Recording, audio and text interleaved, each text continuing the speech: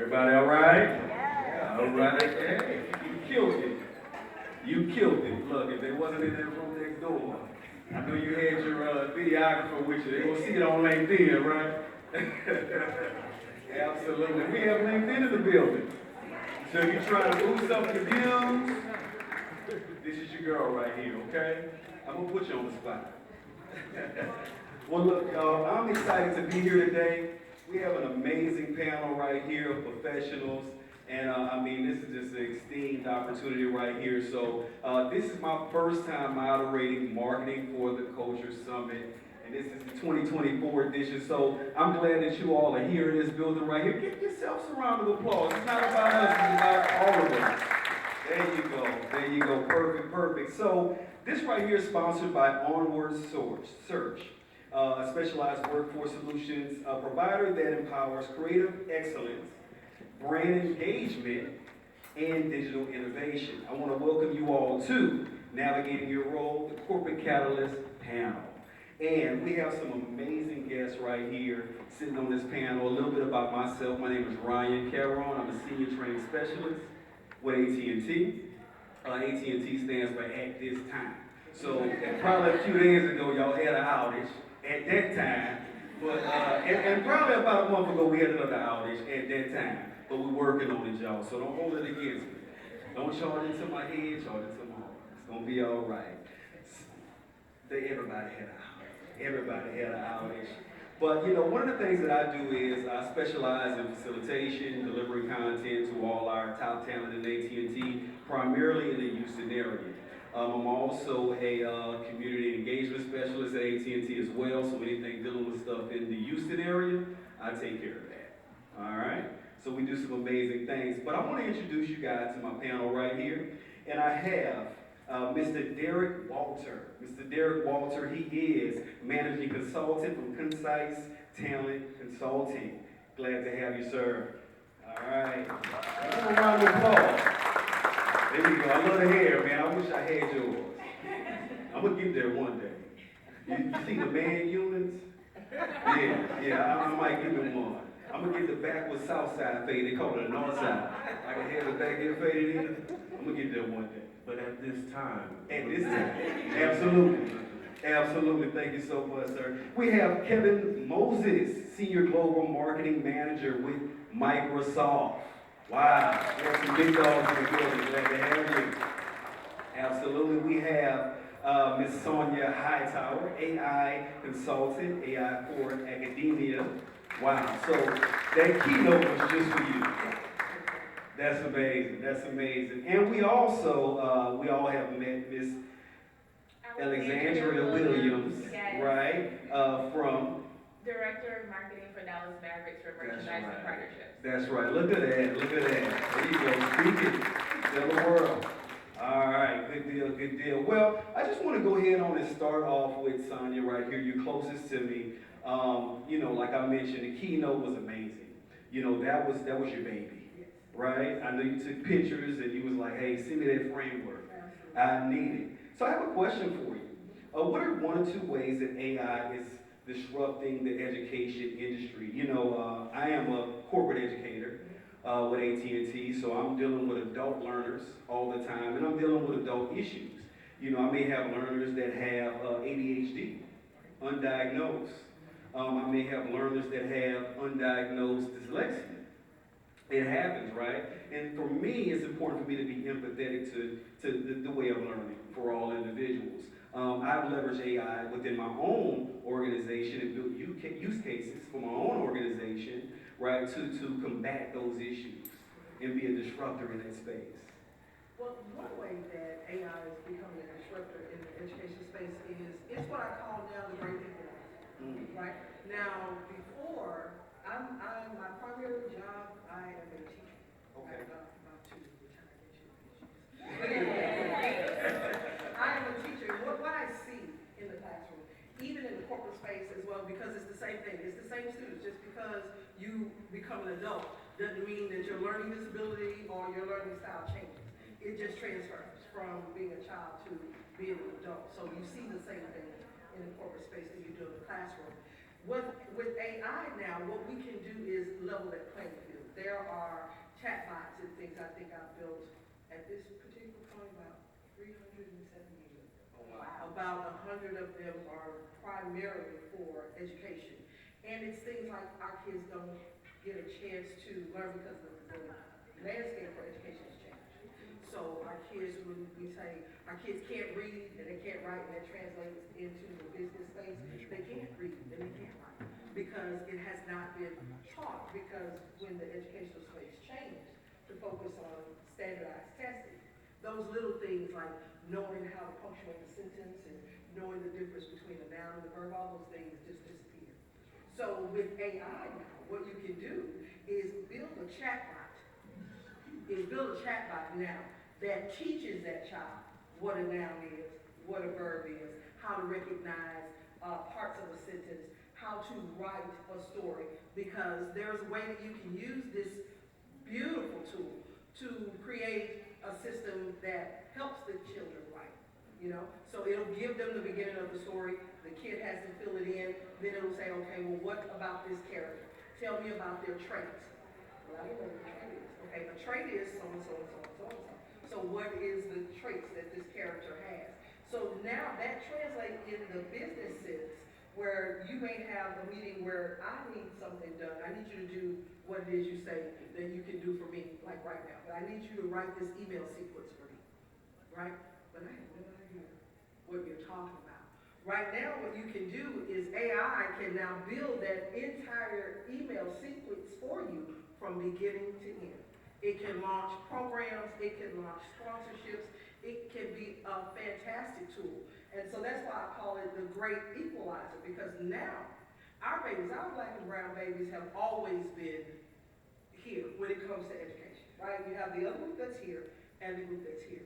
The United States at this point is the top dog when it comes to innovation and technology. Because of Silicon Valley, we're leading the race. However, when it comes to education, we are ranked 13th in the world.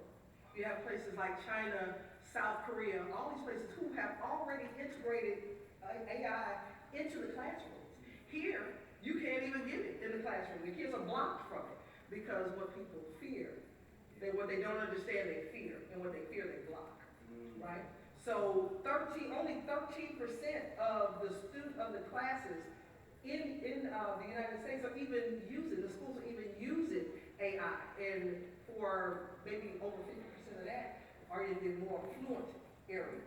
It is blocked in the lower areas. And what I'm going to say to you now, be quiet, I know you got to move to other people. No, you're fine. But this is my baby, I love it. That's right. What I'm saying is, when you go to McDonald's right now, you go to a kiosk, right? So if our babies are not equipped, the end game of us not doing anything, the end game of us not being advocates for our children in these school systems, the backside of that is our babies are not going to be able to compete in this global economy. They are not. They are going to be left behind. And you have a lot of people say, well, AI is going to take my job. AI is not going to take your job. The person that knows how to work AI is going to take your job. So you need to, just like your kids, there need to be trainings for our children, there have to be training for our adults in the workspace as to how to maneuver this tool, which is tremendous. It is a wonderful tool. Think of it like a car, right? You got a brand new Mercedes sitting in the driveway. Wonderful. And that tool, if you know how to drive it, can get you to point A, get you from point A to point B without hurting anybody in the process. Get in that car, behind that same car, and you don't know what you're doing, you're going to tear up. If you might get to point A, from point A to point B, your car's going to be tore up. There's probably going to be a whole lot of hurt people in the middle because there's no training. You understand what I'm saying? So we need that. That needs to be our battle cry. That's my battle cry. With AI for Active, that's my battle cry. Let's get our babies ready. And before we can get our babies ready, we got to get our teachers ready. Because they don't know. They're scared of it. So, you know, it's not anything to be afraid of. It's not going to take your place. It's a tool to make you better. I love that. What do y'all think about that? I love it. We all are prompt engineers, right? We have some amazing framework we got delivered first thing in the morning, and I'm looking forward to using it because I have a meeting on Friday, and we'll be prepared. Yeah. And they won't know. Yeah, exactly. There you go. There you go. Perfect, perfect. Thank you so much for that, Sonya. That was amazing. Derrick, how can employees leverage their employer while creating their brand? Now, we know that when we build our brand, it's before we even show up in the workplace.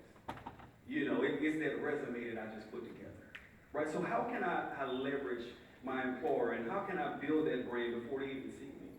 Good question. Thank you so very much. Again, Derrick Walter, conscious consulting, but I will be concise with my answer.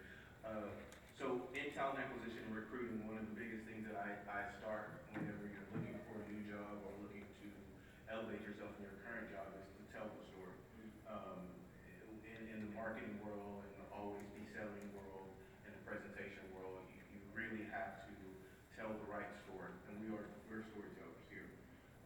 And so the number one thing when we're using things like LinkedIn or networking is the story of your appearance, your physical appearance, the way you talk, the way you speak, the way you interact, the way you shake hands, the way you make eye contact, and then of course the traditional things like the aesthetics of your resume. So is it bold type, or is it organized, is it smooth, and of course your LinkedIn. Do you have a current picture? Do you have branding, taglines, and of course I know there's people in this room that I've seen on LinkedIn and follow on LinkedIn that do very well at it. And so the number one position and start is know your story, right? Who are you, and where you're going. So a lot of times it's more than a job title, but I would have to say what are you doing and what do you want to do, what's your gift, what's your calling, and that is the best way to find your story. So then now your elevator speech is really about, hey, I am Derrick Walter.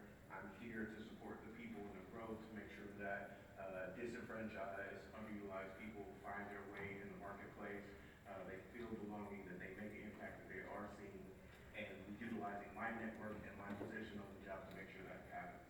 So then I can say that when I'm working for Airbus Space and Defense. Then I can say that when I'm working for Boeing or oil and gas in a way that speaks to that language. So the next part is, after you know your story, tell the story, is use the correct language and dialect, right?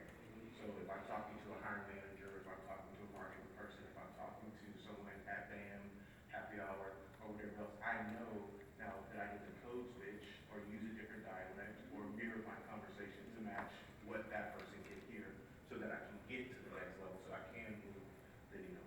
Yeah. And then 3, be a servant. Be a servant on the job. So you and I were having a conversation in the hallway.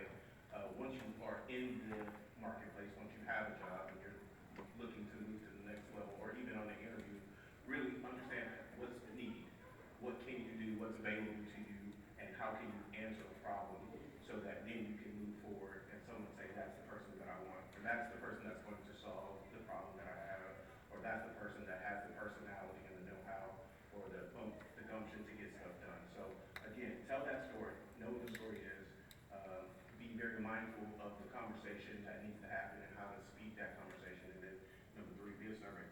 And I think from there, everything is just unique about timing. Timing is very important, and then also, that divine or the magic part of everything that has to happen. But that'll be my answer. That's some good stuff, man. Wow. That's some good stuff right there. You shaking your head like I got something for you. I got something for you.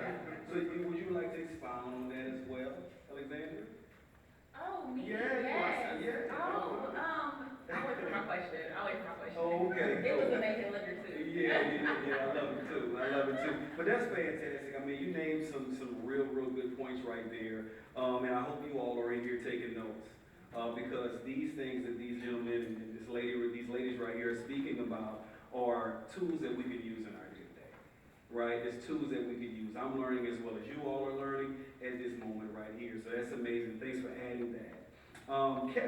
Kevin, can you share a recent campaign you planned and what was the outcome? Yeah, sure. So, just to kind of level set, I work on the global media team. So, I'm at Microsoft, so I'm a part of the in-house agency. So, the different lines of business, all the products that you see, M365, Surface, Xbox, they come to us with the budgets and goals that they want to activate, and we work with different agencies to activate those campaigns. So, I've worked, Bing Chat is one of the biggest ones I've worked on, as well as Xbox, M365. But the most recent and the biggest campaign that I've worked on is the most recent Copilot campaign for the you guys watched the Super Bowl, but we introduced. Can we say something? Oh yeah. So we introduced our newest product, which kind of ties into what everybody else is talking about. Copilot, which is our, I guess people say the Microsoft version of ChatGPT. So we introduced that to the world. So I had the opportunity to pull that together, get it activated, as well as amplify it afterwards. Outcome-wise, the Super Bowl was the most watched TV program in history. I don't know if it is anymore. I don't know if anything passed it up since then, but at the time it was. So the commercial, after the commercial, after the amplification, all of our ads, we were able to get about 65 million views in 48 hours online, as well as we got over 1 million Copilot installs within an hour after the Super Bowl campaign aired during the fourth quarter. So we saw a lot of growth in Copilot. Biggest campaign that I worked on, upwards of $50 million campaign budget. Wow. So that, to answer that question, that's the biggest campaign that I've worked on. And the outcomes were exponentially better than what we thought. So one thing that we saw come out of that, Microsoft got the most searches. It was the most popular search term. Got the most views within 4 years. So it's our biggest launch since Microsoft Teams. Wow. Yeah, we use Teams at AT&T, right? There you go. My AT&T people in the back. We also use Teams. You use Teams as well. There you go. And look, you know what? So we had a brief conversation a little bit before I went on. Not the mic off the Yeah, stage. you know, it's like it's real now. You know, I might walk over there to you. But so you mentioned this morning when you did your presentation, it was amazing. I mean, did you love it? It was phenomenal. Your CEO. Now, your CEO is an AT&T alumni, Sid Marshall. She's an amazing person, very stern. She had a book came out. I had an opportunity to get it signed by her. And yeah, I got to say, well, she came to AT&T. Came back home, She came back home. But yeah, so she's an amazing person. And you mentioned, the Dallas Mavericks is the first NBA team to have a black CEO and a black GM. I think in this current market, yes. In this current market right now. The only right now. And they're actually, potentially, is going to win the championship, correct? If the Lord They says better the win. same, So we doing it for Texas. We doing it for Texas. I don't have a ring here yet. He went here. I don't have one here yet. Okay, oh, you get a ring too, right? Yeah, I get a ring. Okay, when you come back next year, you stun on it. But I have a question for you. So, Alexandra, what strategies do you find most effective in aligning sponsorships, potential sponsorships with brands outside of your company? For sure. Thank you for that. And I did want to add on to your point about authenticity because you brought up Sin. Okay. So, first time working in sports, and so worked in corporate America my entire life, Target, Cinemark, Insert Company. First time in sports and in Texas, and it's the Mavs, right? A big organization. So even though I present very extroverted, I was nervous about coming in as this. Like, to be 1,000% honest. Like, this is how I come to work. It's the braids, it's the other things, it's the nails, it's the hair, all the things, but it's sports. So if you go into our office, it's kind of this like, kid as, fear of God, or not, atmosphere. Here I come, I'm wearing my heels. And so my last interview was with Sin. And I had on, I mentioned it earlier, but I had on the red nails, the red lips, all the things, and I was like, she's gonna be like, girl, when you come in, be you, but also, but she was like, when you come in, show up as yourself. And so to your point, they know that when they're hiring me, they're getting this, and they hired this for a reason to show up in that space. So my point is that, like, you don't have to, I was going to not switch up who I am, but make it more digestible, and it's like, no, choke. But in a good way. But, you hired me to present this, and so, like, with all humility, it's like, this is what you hired me to do it to be for. So I did want to mention that because I completely agree in that regard. But in the terms of sponsorships, what are we doing that correlates?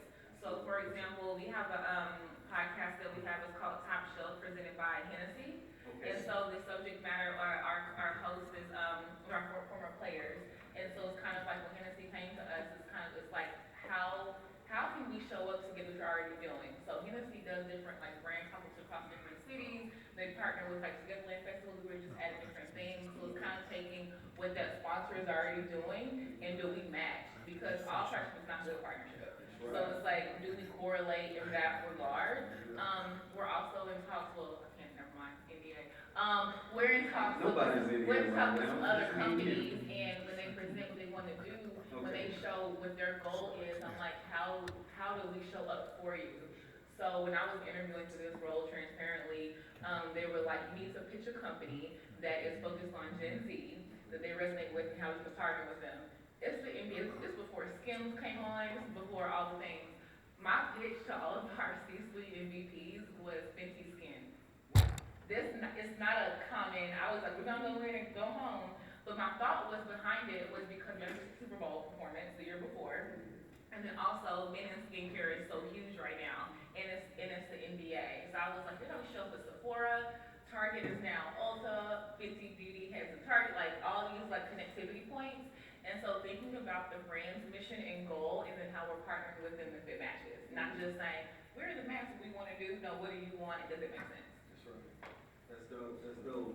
I love that. Awesome, awesome, awesome. Kevin, you mentioned BAM. BAM is an employee resource group over there at, Microsoft.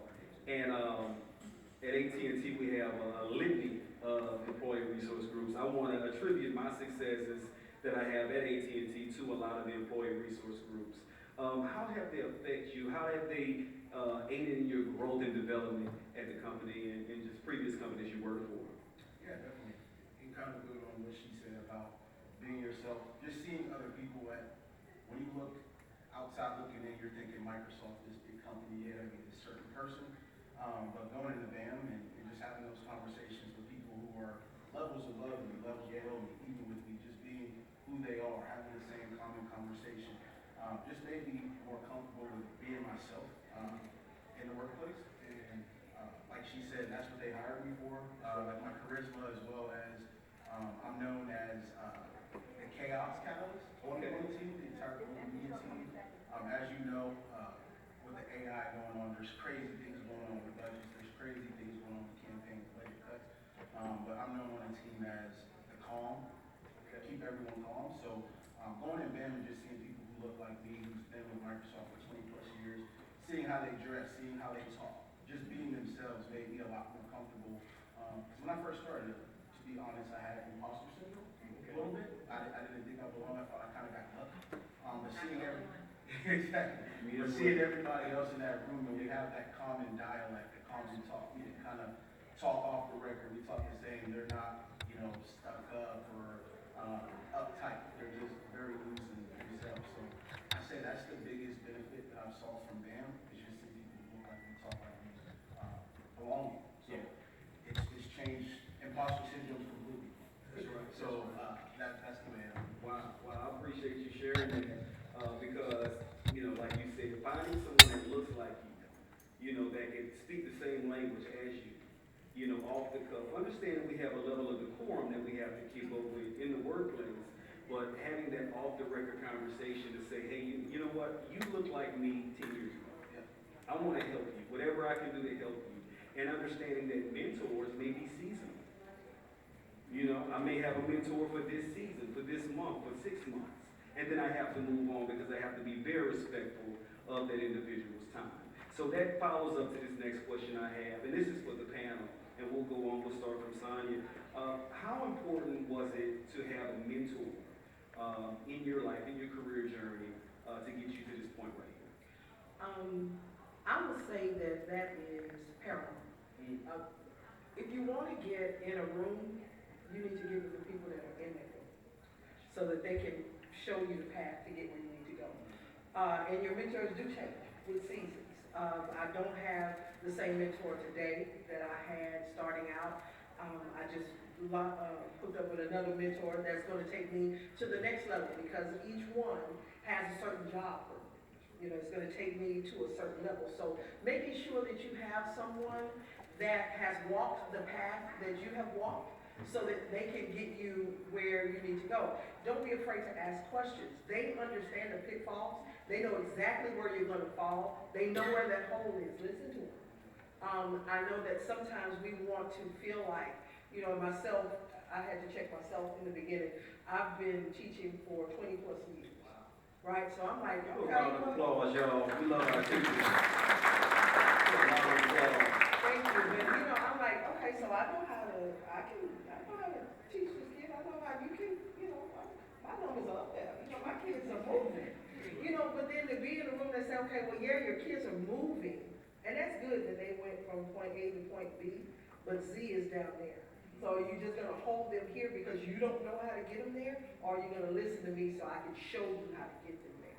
So having a mentor and several, you're gonna need more than one, because I have more than one, because they serve different purposes. But having mentors are important if you want to grow yourself to the next level. Thank you for that. We go. No, I would say the same. Very important. I cannot express that. I didn't really have any mentors that looked like me until I got to CBS. I just want to credit real quick, like Deborah, Duncan, and Mia, who saw me. I was like, what girl in TV? First time, I was like, what is B-roll? What is this? And they were like, I'm gonna help you. And they were also like, keep your presence that you have. If you don't know, you can figure it out. So I just want to credit that. But I call my mentors now my board of directors, and they all different industries. They all look different. And so there's different opinions, different experiences help correlate. And then now where I am with the Mouse in Sports, I didn't have that until as of recent. Now I'm like, okay, I see. So I took all the Black and Brown groups the happy hour just to say, hey, if you need advice, what I would do, I would take it, which I didn't have that, so I was trying to be that the best way I can be. So everybody, not just them, but that's kind of how I kind of try to give back in that regard. That's amazing. Yeah, for me, mentorship, it serves working at a company like Microsoft. You kind of have to be careful of who you complain to, who you ask certain questions to, right? You don't want to go directly to your manager with complaints. Because they'll view you as not being able to handle the pressure, right? So I use my mentors to complain and use as a soundboard too to kind of let my guard down and give them the real of what I'm feeling and ask those real questions on how I should react to certain things. That way I can take that information, go back to my team, and still be that chaos catalyst that they believe me to be. They didn't see the side of me where I'm breaking down and I'm under pressure for the Super Bowl campaign that we got to get off in a week or something like that. So I use mentorship to really let my guard down for someone I'm very comfortable with. That way they can give me that advice that I can go back to my team and still be what they expect me to be, and they don't see that weak side of me.